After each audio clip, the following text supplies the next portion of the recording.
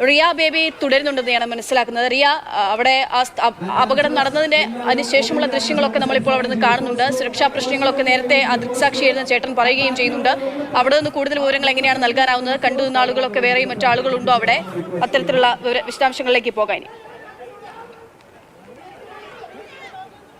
റിയ. ഹൈബിയുടെ സംസാരിക്കുന്നുണ്ട്. സ്റ്റേജിൽ നിന്ന് ഇറങ്ങി ആശുപത്രിയിലേക്ക് ഹൈബിയുടെ പരിക്ക് അല്പം ഗൗരവമേറിയ പരിക്കാണ്. ഹെഡ് ഇഞ്ചുറി ആണ്.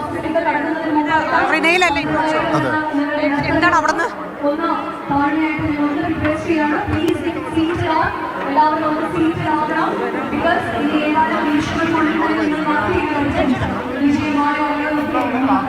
ആശുപത്രിയിൽ നിന്ന് എന്തെങ്കിലും തലയ്ക്കാണോ പരിക്കേറ്റത് പറഞ്ഞത്? ആരെങ്കിലും ഉണ്ടോ? അതെ, ആൾക്കാരെല്ലാം ആശുപത്രിയിലേക്ക് പോവാണ്. അതെ.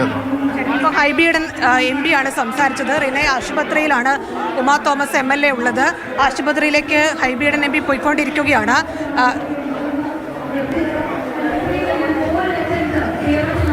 ആശുപത്രിയിലേക്ക് തിരിക്കുകയാണ് MP. ഇപ്പോൾ നേരത്തെ മന്ത്രി സജി ചെറിയാനും നമ്മൾ കണ്ടിരുന്നു. അപ്പോൾ തലയ്ക്കാണ് പരിക്കേറ്റതെന്നുള്ള കാര്യം ഇരുവരും സ്ഥിരീകരിക്കുന്നുണ്ട്. ഇവരും ആ കാര്യം പറയുന്നു. അല്പം ഗുരുതരമാണ് പരിക്കെന്നും MP സൂചിപ്പിച്ചിരിക്കുന്നു. ഈ അപകടം നടന്ന സ്ഥലത്ത് നിന്നാണ് റിയ ഇപ്പോൾ ദൃശ്യങ്ങളും വിവരങ്ങളും നൽകിക്കൊണ്ടിരിക്കുന്നത്. റിയയിലേക്ക് തിരികെ വരാം. സ്നേഹമോൾ നൈനാൻ തുടരുന്നുണ്ട് ആശുപത്രിയിൽ നിന്നും. സ്നേഹ, ആശുപത്രിയിൽ നിന്ന് CT സ്കാനിങ്ങിന് പ്രവേശിപ്പിച്ചിരിക്കുന്നു എന്നുള്ള വിവരം നമുക്ക് ലഭ്യമാകുന്നുണ്ട്. അതിനപ്പുറത്തേക്ക് എന്തെങ്കിലും പുതിയ അപ്ഡേഷൻസ്? നല്ല വീഴ്ച വേണം. ഒരു 20 അടിയെങ്കിലും കളത്ത് കാണൂല സ്റ്റേജിനകത്ത്.